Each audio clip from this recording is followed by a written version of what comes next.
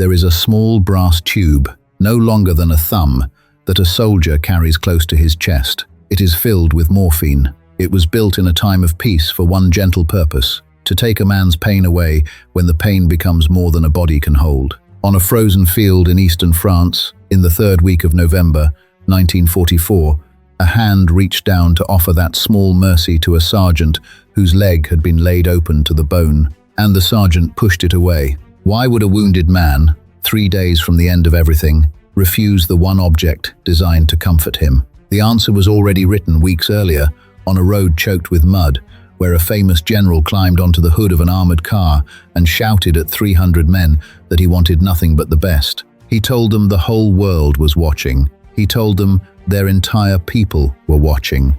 And then he ended with 5 words that would hang over every frozen mile to come. Don't let me down. In the second week of October, 1944, a column of Sherman tanks came ashore on the same Normandy sand where, 4 months earlier, the invasion had bled itself into the dunes. The men inside those tanks had been waiting 2.5 years for the privilege of getting this dirty. Now, they spent it well. They drove 400 miles in 6 days, east across a wrecked and weeping France, chasing a war that most of the United States Army had quietly assumed would end before they were ever allowed to touch it. They were the 761st Tank Battalion. They called themselves the Black Panthers, and their motto, stenciled into the unit's bones, was a dare more than a slogan: come out fighting. Every man in the turret was black. Almost every officer above them was not. They had been built in 1942 on the red clay of Louisiana, then seasoned in the heat of Texas, in camps where the enemy wore the same uniform they did, and the nearest town would not serve them a sandwich. The army had trained them, armed them with brand new Shermans, and then left them parked stateside for years, like a weapon it had forged, but could not quite bring itself to fire. There was one man who finally reached for that weapon. He did not entirely believe it would fire. His name was George Patton. He commanded the Third Army, and he had specifically asked for a tank battalion to fill a hole in his lines, and the only fresh battalion available happened to be this one. So when the column finally caught up to him in the last days of October, the general did what the general always did.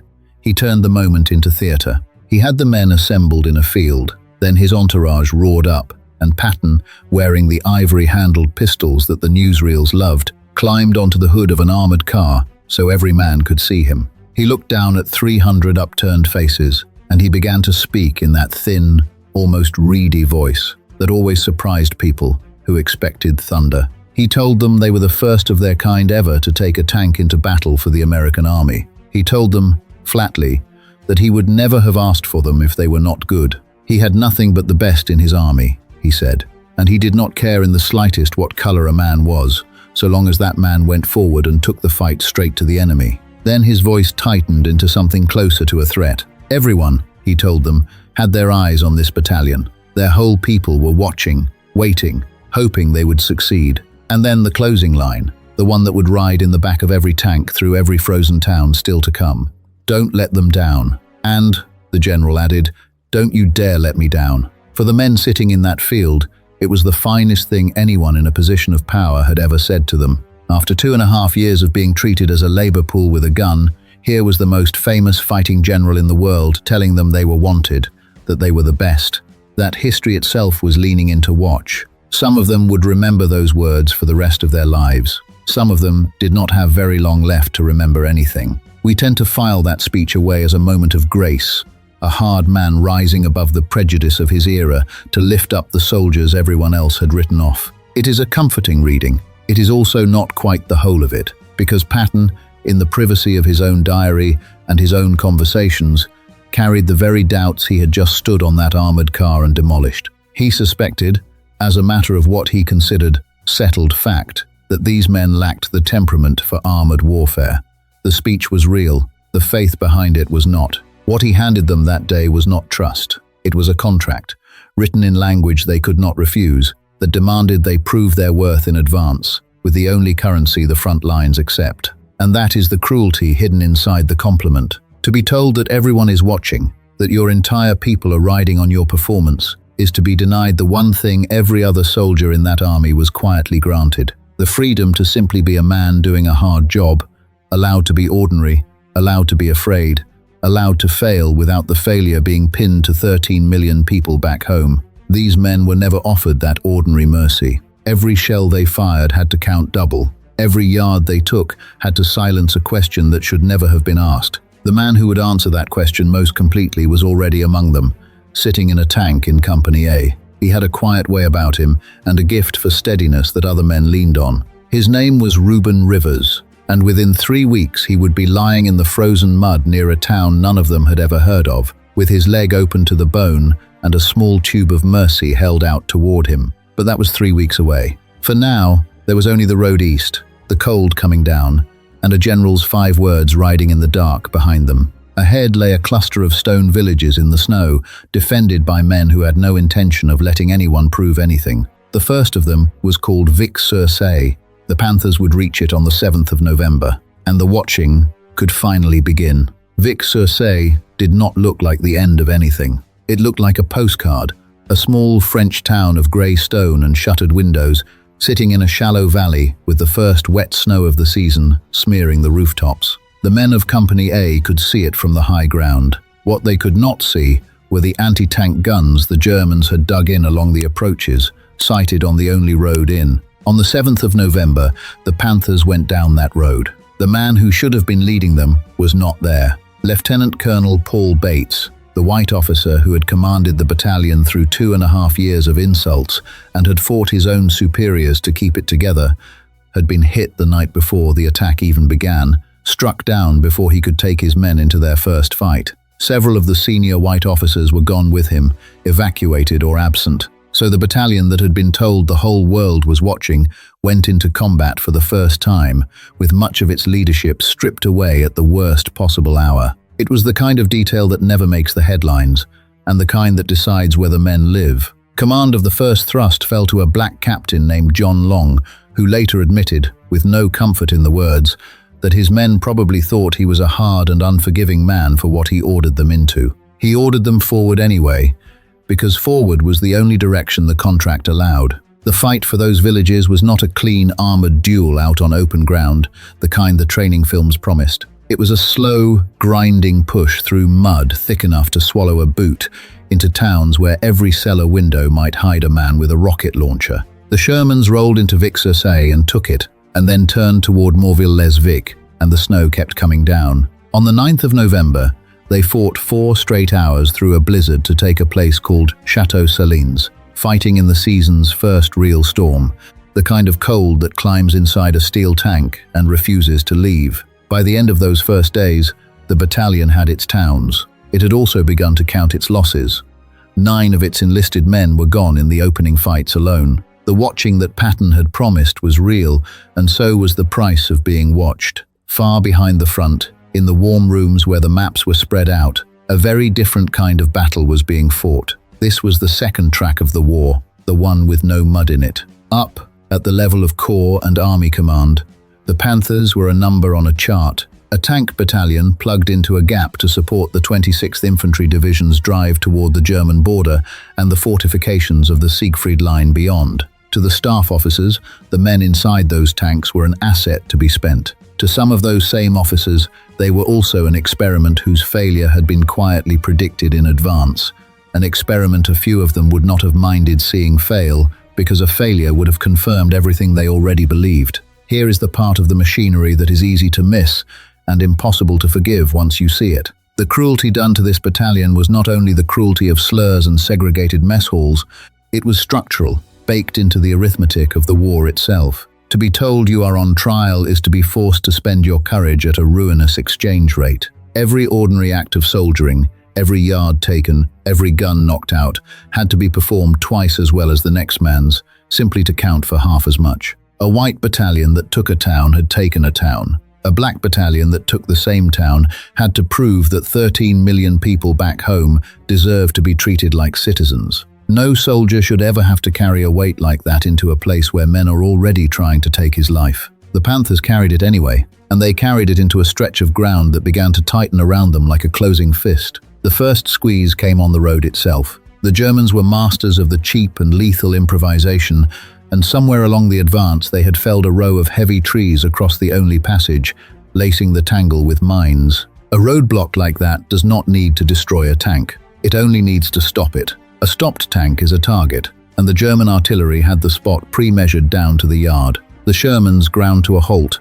The infantry pressed into the freezing ditches alongside them, and the shells began to come down on men who had nowhere left to go. It was here that the quiet sergeant from Company A ceased to be just another silent face in the column. Ruben Rivers looked at the felled trees, understood with cold clarity that something had to be done, and that waiting would only feed the men piecemeal to the artillery, and he climbed down out of the protection of his tank into the open. Under fire, in the snow, he hooked a cable to the trees and dragged them clear of the road, one after another, until the column could move. For that, he would be put forward for a Silver Star. He almost certainly did not think about medals while he was doing it. He thought about the men in the ditches, and the only way out of them, which was through. The second squeeze came a few days later, near a village called Weiss, when the Germans stopped retreating and pushed back. On the 12th of November, Company A absorbed a counterattack and broke it, knocking out 2 enemy tanks in the exchange.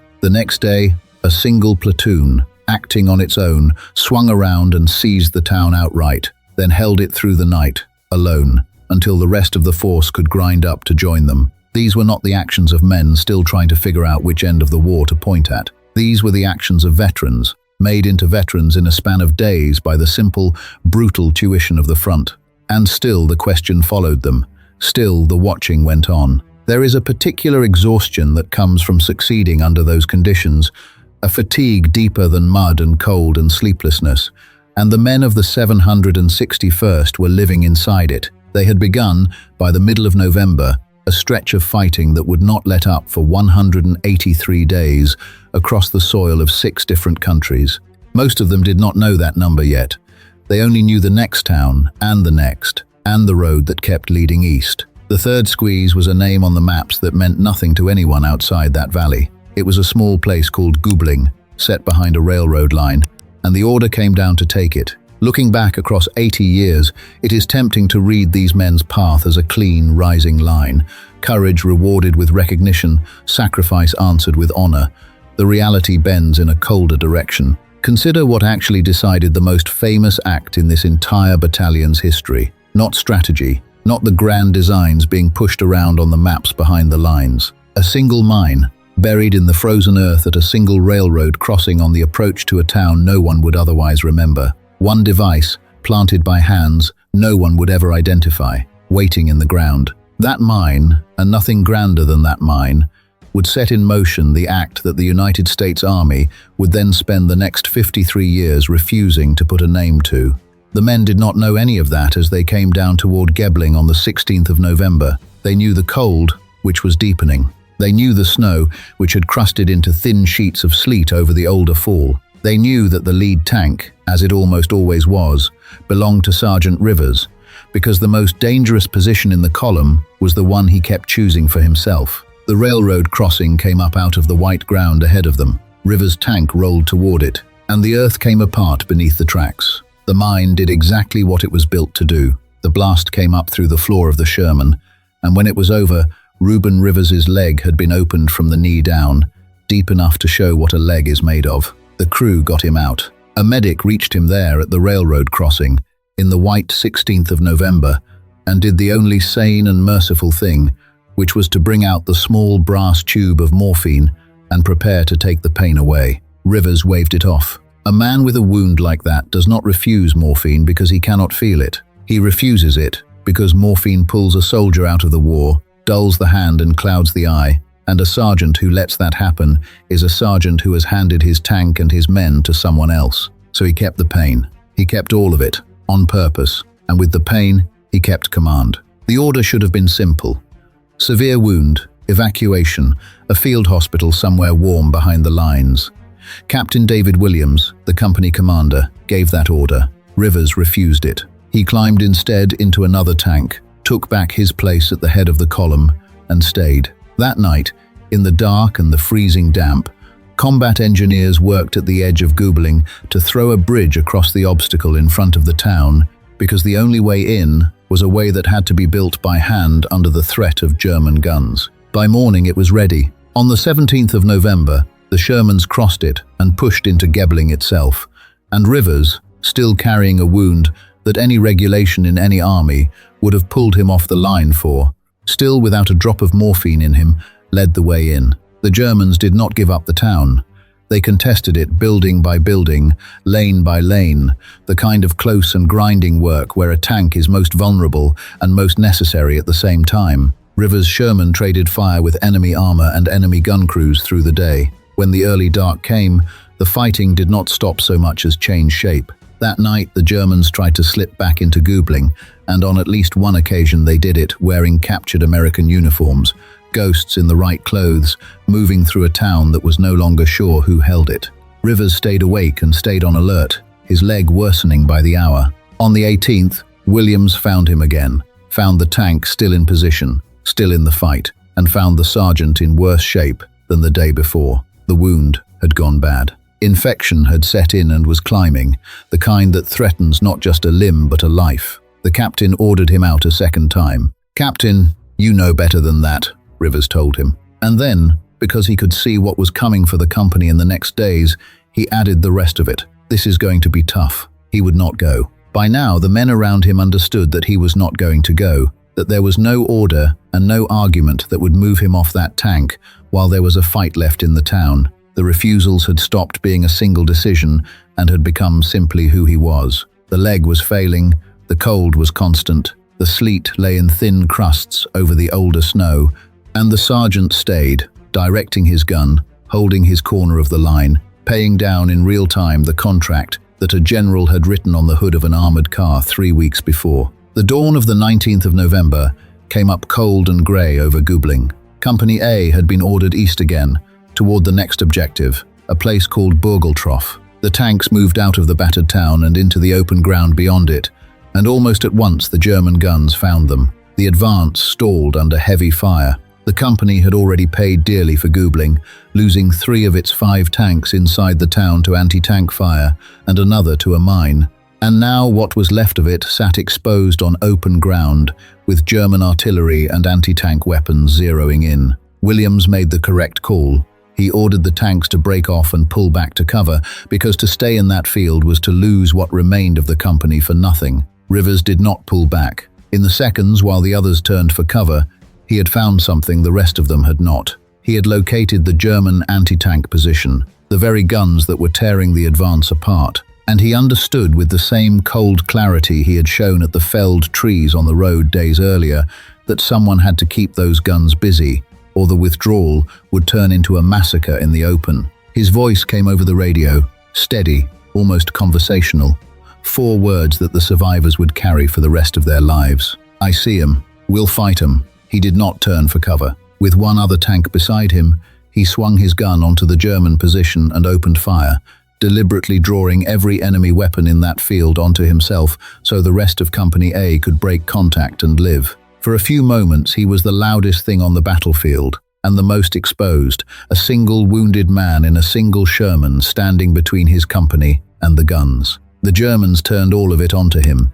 2 high-explosive shells found his tank, one after the other. For Ruben Rivers, 3 days after he had pushed away the small brass tube of mercy at the railroad crossing, it was over in an instant. He was 26 years old. The company he had stayed to protect got out.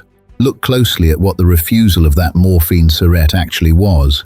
It was never about a man being tough for the sake of toughness. It was a man who had been told by the most powerful soldier in his world that everyone was watching and that he must not, under any circumstances, let them down. He took that contract more literally and more completely than the man who wrote it ever intended. He gave up the ordinary mercies that every soldier is owed: the morphine, the evacuation, the field hospital, the chance to simply survive, and he spent every one of them buying the proof that had been demanded of him in advance. The receipt for that proof was written into the wreckage of a Sherman tank on a frozen field near Burgeltroff on the 19th of November, 1944. His captain would recommend him for the highest honor the country could give. And then the silence began. Captain David Williams wrote the recommendation on the 20th of November, the day after the field near Burgeltroff went quiet. He had watched the whole of it: the railroad crossing, the refused morphine, the days of mounting fever, the 4 flat words on the radio, the 2 shells. He put Ruben Rivers forward for the Medal of Honor, the highest decoration the United States can give a soldier, and he sent the paperwork up through the same army that had spent 2.5 years deciding whether these men should be allowed to fight at all. The recommendation disappeared, not denied with a reason, not argued down on its merits. It simply went into the machinery and did not come out, the way a stone goes into deep water. No black soldier received the Medal of Honor for service in the Second World War, not one, out of more than 1 million who served, in a war the country called a fight for freedom. The men of the 761st kept fighting without it. They went on through the brutal winter of the Battle of the Bulge, through the Siegfried Line, onto German soil, all the way to the end, 183 days of continuous combat across 6 countries. And they came home in 1946 to a nation that had no parade waiting for them and no intention of remembering what they had done. The battalion's own commendation, the formal recognition of the unit's gallantry, did not arrive until 1978. By then, most of the men were old, and some were gone. The recommendation Williams had written for Rivers sat untouched for far longer. It took until the 1990s until the Army was finally made to investigate the racial gap in its own honors and could no longer pretend the gap was not there before the case was reopened. On the 13th of January, 1997, 53 years after a single mine in the frozen ground set everything in motion, the Medal of Honor was finally awarded to Staff Sergeant Ruben Rivers. He had been dead since he was 26. The medal was placed into the hands of his sister, who had waited most of her life for the country to say the word. George Patton had ended his speech on the hood of that armored car with a warning, "Don't let me down." He had carried his private doubts about these men into that very moment, doubts he never fully surrendered. The verdict of everything that came after is the exact inverse of the thing he feared. The men of the 761st did not let him down. They did not let anyone down. The failure in this account belongs entirely to the other side of the ledger, to a country that demanded these men prove their worth in advance, watched them prove it past the point of survival, and then refused for half a century to write down what it had seen. The morphine that Ruben Rivers pushed away at the railroad crossing was a mercy withheld by a man's own hand, given up so that a debt could be paid in full. The recognition he earned was a mercy withheld by a nation's hand, deferred for 53 years for reasons that had nothing to do with courage and everything to do with the color of the men who showed it. 2 refusals, one chosen and one imposed, mirror images across the same frozen ground. The valor was never in question by the time the shells stopped falling near Borgeltroff. It had been settled, completely, on a road full of felled trees, and in a town full of false uniforms, and on the open field, where one wounded man turned his gun toward the enemy, so the others could live. The only thing that took 53 years to arrive was the willingness to admit it. The courage was paid in a single November. The silence that followed it lasted half a lifetime.